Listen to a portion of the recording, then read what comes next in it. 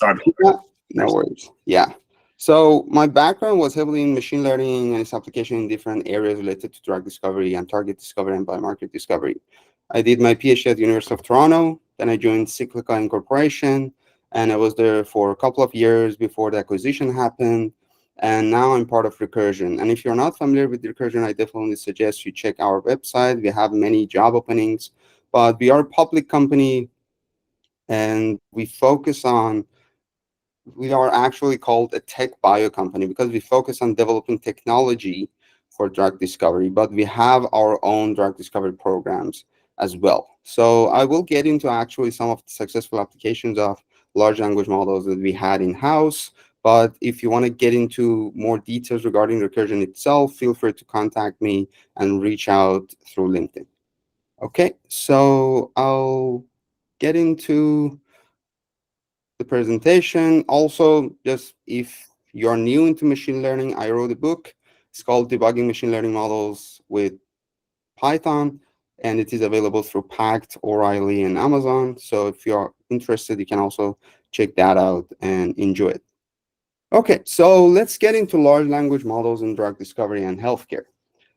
When we think about large language models in any field, in any application, first of all, we have to figure out and we have to understand different capabilities that large language models have. From basic to emerging and to augmented capabilities like word knowledge, comprehension, coding, instruction following, reasoning, self improvement, and all of these together and all of the more detailed, more granular capabilities that LLM has, and you can see it in this image, provide us this opportunity to benefit from it in different domains, in different industries like healthcare, medicine, and drug discovery. But I want to touch on the fact that transformers are beyond large language models. So if you're not a machine learning person, sometimes it might be confusing between large language models and transformers. So transformers are the algorithms that has been used for developing large language models, right? It is not a very old algorithm, actually. The first paper got published in 2017, but that was actually the starting point of rise of many models across different industries on top of transformers. When we think about transformers, it has been used in LLM, but also it has been used in learning molecular representation, predicting molecular properties, DNA modeling in different medical imaging or even preclinical imaging, for example, for learning cell morphology. So have that distinction in mind when you're thinking about machine learning algorithms and LLMs, right? Right? Because we have transformers got used in large language models, but transformers are beyond just large language models. Okay, but the focus of this talk is in large language models in drug discovery and healthcare. So we want to first start with large language models in medicine. And there's a difference between medicine and drug discovery. Although we might not be doctors, although I saw somebody who's a dentist, but many of us might not be doctors or pharmacists, right? So we don't know the challenges from experts' perspective, but we at least know some of the challenges from patient perspective. Unfortunately, we've been patients, right? Going to a dentist, going to a family physician, going to a specific physician in a specific area. So from that perspective, at least we have some understanding of what's going on in medicine. So I'm not going to get into too much of a background in the medicine side. But if we want to think about application of LLMs in medicine, we can think about general areas in research and R&D in general. So some of that is common across different industries, like if large language models can help us in programming, for example, through GitHub Copilot, or if you can benefit from it for acquiring and accessing scientific knowledge. But there's an overlap between this area of research and also education, right? Because we can learn new topics, we can learn something outside of our knowledge zone using large language models. Although we have to be careful to not fully trust everything, and I'm going to get into all the challenges and what's going on in that side. But when we think about the education, it's not only matter of bringing the word knowledge, summarizing it, and then learning new things. We can also go for personalized education, which has been a challenge for a long, long time, because not every single person has the same way of learning new topics, learning new knowledge, right? So if we would be able to personalize education, then we will have an easier time training new employees, even maybe training new doctors, although not completely, but just helping them to better understand what's going on in different kind of areas. But at the end of the day, what we care about in medicine is patient care. And the question is how exactly we can benefit from large language models in patient care. Some of the examples are obvious if you've been in language modeling, like translation and summarization. There are medical notes, and it could be in different language. So could we use large language models for quick translation and reliable translation? Could we use it for summarization? Could we use it for transforming medical notes that doctors take into a template that they need for the sake of documentation and then storing them in electronic health record systems, right? So these are all possible applications and benefits of large language models in medicine. But when you think about application of any machine learning model, like large language model, definitely there are challenges in those. Some of those challenges are common, some of those challenges and limitations are common between different machine learning models, like bias reproduction, and some of them could be specific, like static knowledge, right? So for bias reproduction, we know this issue of garbage in, garbage out, right? This is a general issue. But here, what I want to emphasize on is in every single domain, there are some biases that exist in the word knowledge, right? In medicine, in drug discovery. And those biases could get introduced into large language models as well, and then the large language model would reproduce them, right? So if we don't clean up those biases, which is possible in case if you're aware of them, then there would be challenges. There are other ways of tackling them, right? Like just going for different kind of LLM prompting, adding confidence, and those are more technical details in the specific application. But in general, bias reproduction is an issue. Or static knowledge. So imagine we have a large language model that was built by the data that was gathered till end of 2023, and now we have new developments in 2024. So it might get outdated, right? So and the question is how exactly we can benefit from new information. There have been ways of going around training a new model or even fine-tuning new models, like using RAGs and React. But in general, it is a challenge. So even if you go for using RAGs and React, if you have any question for the technical details, we can get into that after the talk. But there would be also some algorithmic challenges even in use of those, which mean they go and collect information from more recent public knowledge, right? But there are also other issues like shortage of knowledge, misinformation, and lack of accountability. When we think about those challenges, we have to also remember that there are open source models we can benefit from to practice with the models and better understand the challenges and better learn how to deal with those challenges. So open source large language models are not there only to push the boundary of models, to push the boundary of large language models in a specific domain or in general. It is also there, those open source models are also there to help us improving our skills.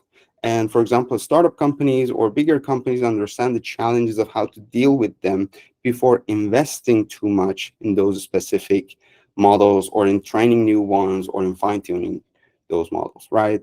So most of you might be familiar with Hugging Face. It is a platform with many open source large language models. Actually, majority of the open source large language models nowadays exist in Hugging Face. But when you go there, you need to remember that there are some general purpose large language models like Llama And there are ones that are specifically designed for biomedical field, like Bimistral that you see in this slide, right? And regarding selection of the models and then fine-tuning them or comparing them to each other, you have to remember there are different benchmarks all the time. Some of them are general benchmarks like reasoning, which is not specific to biomedical field, but some of them could be specific to biomedical fields. Like if you care about retrieving knowledge from PubMed, or we care about retrieving knowledge of known drugs from FDA, right? From clinicaltrial.gov, for example, right? And depending on the application you have, you might need to care about one benchmark compared to another. Because whenever there's a new model, it doesn't mean that that model beats previous models in all benchmarks. So you need to consider different benchmarks in mind, not just the average of the performance comparison when you get into model selection in industrial level. But when we think about large language models in drug discovery, as I mentioned, there's a difference because here it might be a mystery for many people if you're not in the field, right? You even if we use drugs, we don't know what's going on in drug discovery pipelines, right? So from that perspective, I'm going to get into a short intro, a two-slide intro to make sure you're on the same page, you understand what's going on in the complex pipeline of drug discovery. And then I get into how we use large language models at Recursion to develop a couple of different applications and then achievements. So when we think about drug discovery pipeline, we have to remember at the end of the day, we want to deliver something to patients, right? We care about patients. That those people are ultimate goals, right? But we have to also start with patients to understand their biology. So we have to understand disease biology by investigating what's going on across patients of the same group. For example, breast cancer patients or a specific subtype of breast cancer patients, right? So then we start with patients, identify targets. When we have those targets, then the process of identifying compounds and then preparing them for clinical trials get started. We have hit identification, which means we identify compounds that either behave similarly to the knockout of those genes in cell morphological kind of analysis and modeling, or for interacting with physically with the target protein, right? And then it goes through a series of optimization to make sure those compounds have the properties that we need, right? Like solubility. Don't worry about the jargons if you're not in the field, but if you care about them, you can reach out to me or we can get into those after the talk to learn about some of those properties. But there are some properties that large language models, sorry, that we need to care about for compounds when we go through different stages in drug discovery pipeline, right? When we have an optimal compound that we think is optimal based on different kind of analysis modeling and experimental processes, then we get into preclinical and animal model testing. Because at the end of the day, we need to have a system to test those compounds on and that mimics patients as much as possible. So we want to have some sort of understanding of how patients would react, either from side effect perspective and toxicity perspective or from efficacy perspective. We want to make sure that actually the compound doesn't harm people. Also, we want to make sure that the compound will do its job, for example, in shrinking patient's tumor, right? So we have this stage, then it goes through other processes, for example, IND enabling studies and then clinical development.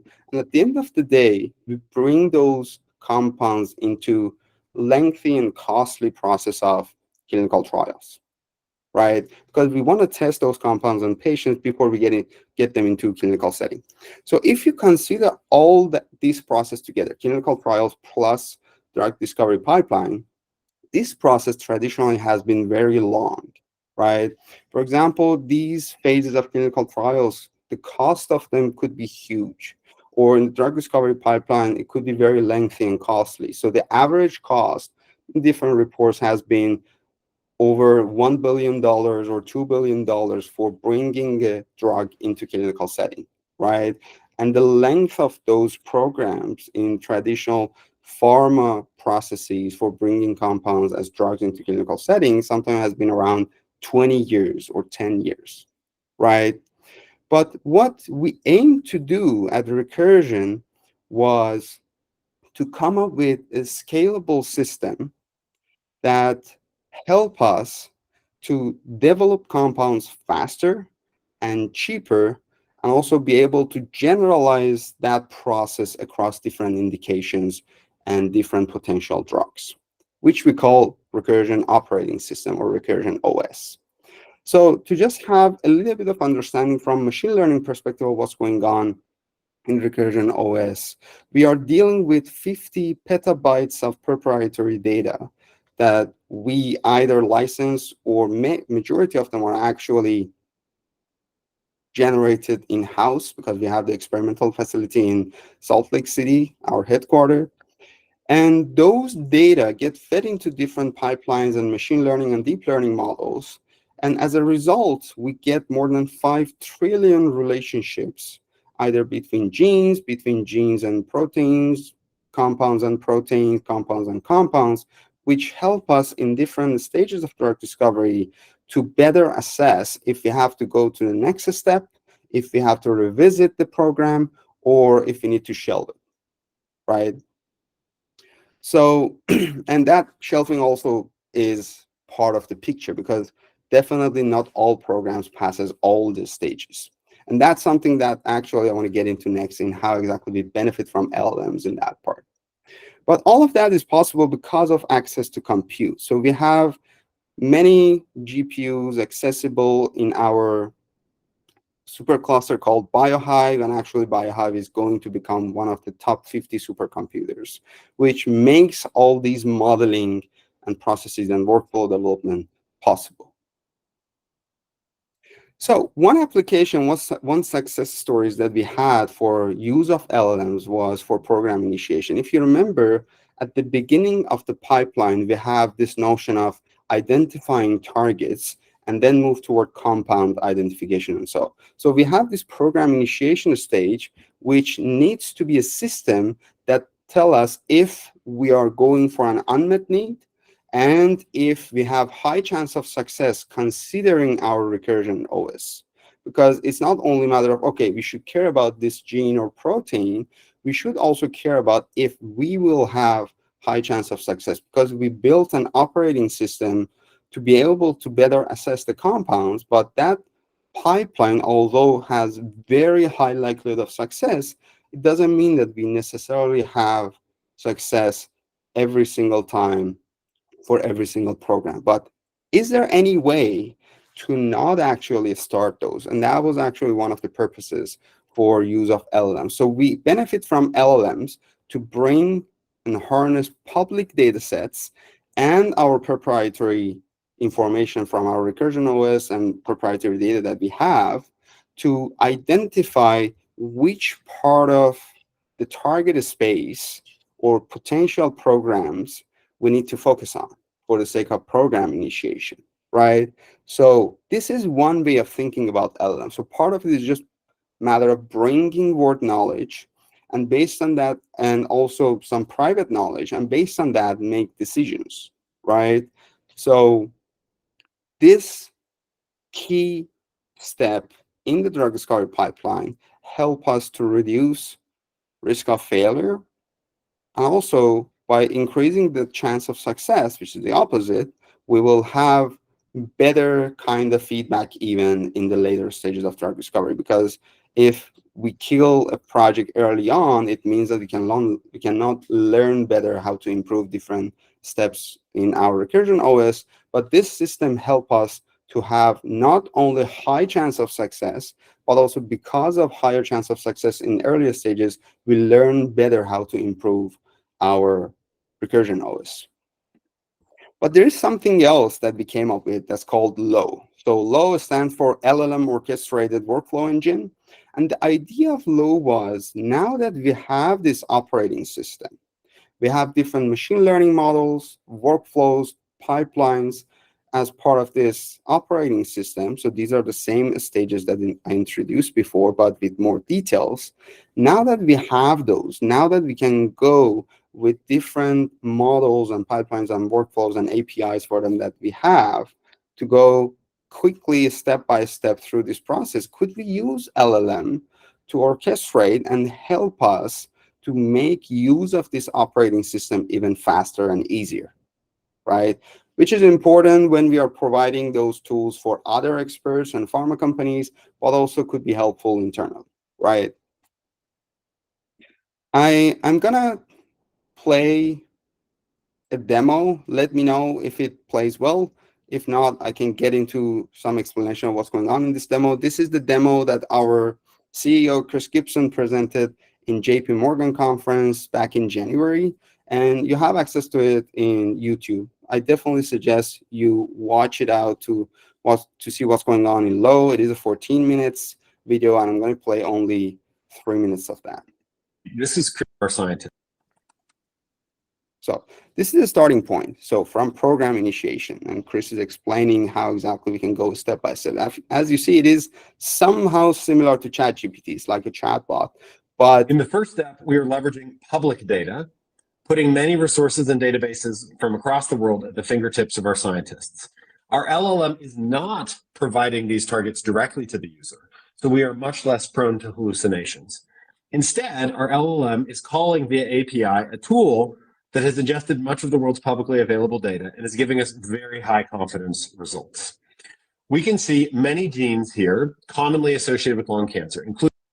So when you think about this step, it's not a matter of just bringing the knowledge. In some of those steps, those information are actually generated information by other machine learning and deep learning pipelines that we have or workflows that we have. It's not only a matter of bringing word knowledge or proprietary data that we generated through our experimental facility. So this is what Chris is getting to. Including EGFR, ALK, KRAS, BRAF, etc. As nice as it is to have access to data like this, the reality is that other tools are capable of providing this sort of data as well. So how are we differentiated? Well, why don't we go ahead and now dive into our proprietary data. Use Recursion's QVEC map to find up to 5 targets that have similar fingerprints to the previous list of targets. At Recursion, we have used our highly automated wet lab to generate massive experimental data sets spanning the human genome and millions of chemical compounds. With this prompt, we are using our genome-wide CRISPR knockout data in primary human endothelial cells to query those known small cell lung cancer genes and ask whether there are other genes that, when knocked out, result in a similar or very different cellular morphological phenotype. We are querying trillions of relationships that we have predicted from hundreds of millions of real omic experiments conducted at Recursion. So this is part of it, right? So we are getting the proprietary information, and I'm gonna just click on different parts of the talk for the sake of better understanding what other kind of information we might have, like getting into different kind of relationships we have between the genes for the program initiation, even getting into compounds that we care about for identifying them for the sake of drug discovery, right? We have the targets, and then we want to get into compound selection and compound optimization. So as I said, part of it is just a matter of accessing public knowledge and proprietary data that we have. Part of it is just a matter of getting access, as Chris was explaining, the inferred relationship by other models that we developed internally. Okay, so you have access to this demo. I definitely suggest you check it out. Sure, this is Chris Gibson, other parts of use of LLMs in drug discovery and healthcare, which is about challenges in utilizing them. So when we think about LLMs, we have this concept of LLM ops across different industries, and in general, the engineering aspect of developing and using LLMs, right, in production. we have different challenges associated with them. I already touched on them when I was talking about medicine, but these are more general kind of challenges like hallucinations. We have to deal with large model sizes. We should be able to monitor those challenges and deal with complex unstructured data sets. So these are different kind of challenges, and sometimes there could be more depending on the task that you have at hand, right? But when we get deeper into each one of them, for example, hallucination, we have different applications, and then for each one of those applications, we might need to care about one type of challenge versus another. For example, hallucination, for the sake of diagnosis, if you're providing the tool to the public, might have one implication, like people trusting the model while they shouldn't completely. If the model is not suggesting, definitely go back and check it with your doctor. But for the sake of drug discovery, the challenge would be different because we are providing those models and tools built on top of those models to experts.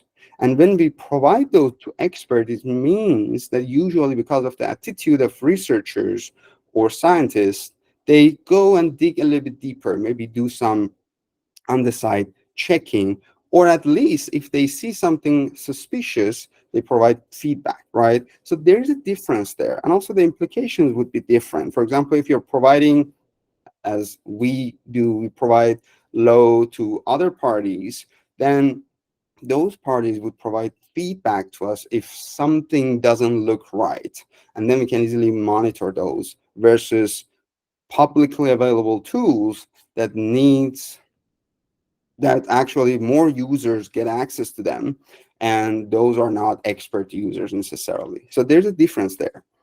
Also, that difference holds between, for the sake of engineering prompts for unintended purposes like jailbreak, right? So the incentive matters for some of these challenges, for example, these malicious kind of attempts. So if we have a partnership, we have one type of issue like building trust, while for publicly available APIs, there could be other issues like trusting a lot in a model, or just for the sake of malicious attacks, there could be just challenges because people do not necessarily want to use those tools and models in the proper way. So those are some of the considerations. But in addition to those challenges, which are usually under LLM ops, we have data and compute needs. For example, we need gigantic data sets for training, or even for the sake of inference, if you're providing our tools to so many people, then we might have challenges for the cost, with the cost as well, which makes use of LLM a little bit limited to specific people and companies. But it is getting better and better. So the models are getting smaller in some cases. So with smaller models, we'll be able to achieve our goals and achieve what we want. But at the end of the day, it is a challenge. There's another part, which is a matter of data privacy and compliance, and it is an issue in healthcare in general. But distinguishing between facilitators of each issues and breach types and impacts help us to figure out how we need to prioritize a specific type of breach. For example, if there is a lack of awareness, how it impacts data breaches, what kind of data breach it might cause, and as a result, what would be the impact, right? So that's one thing to keep in mind. But each one of those could have secondary kind of issues. For example, you can have a data breach that seems to be mainly an ethical and legal issue, but it might have financial implications. While in some cases, for example, in drug discovery companies, because in part of the pipeline, we don't necessarily deal with patient data, the breach of information might directly cause financial kind of issues for the company, because we might lose the information regarding some of the IPs of our chemical compounds. So to summarize, we are in an exciting time in application of ML in healthcare and drug discovery. At the end of the day, we care about how to better benefit from machine learning, and this is a good time. We've had successes across the board, across different machine learning algorithms and across different applications in healthcare and drug discovery, and large language models is one of them, which is more recent. So we have general versus domain-specific challenges, and we need to keep those in mind when we are dealing with large language models in medicine, healthcare, and drug discovery.